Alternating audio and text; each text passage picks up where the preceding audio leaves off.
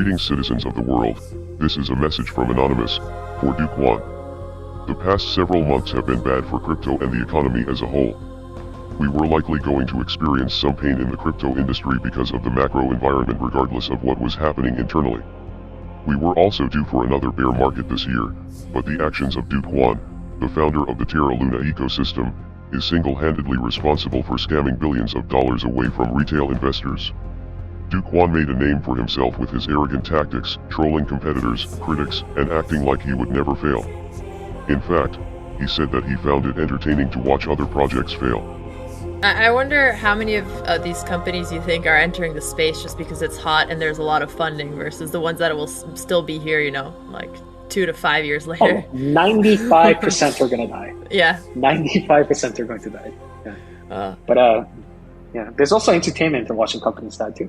There's entertainment. Oh man, that's so evil. At least you get to learn from it, right? On one occasion he called a journalist poor for asking him difficult questions. However, he was quickly knocked down by the markets. The louder they are, the harder they tend to fall. News has now come to light that he was cashing out over $80 million each month as Luna was successful. Kwon denied these accusations in a roundabout way, but not exactly.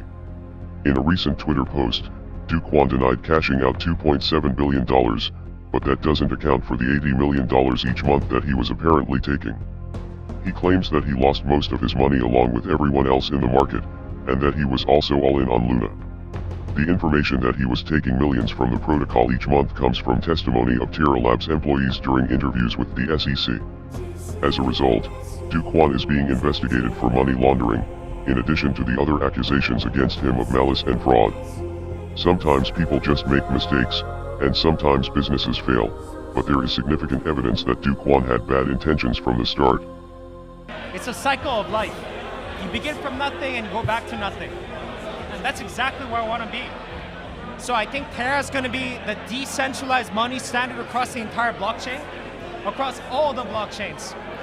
And I'm excited for Terraform Labs to contribute a significant portion of that early vision, but eventually to go back to nothing. Before launching Terra Luna, Kwon worked for another failed stablecoin called Basis Cash.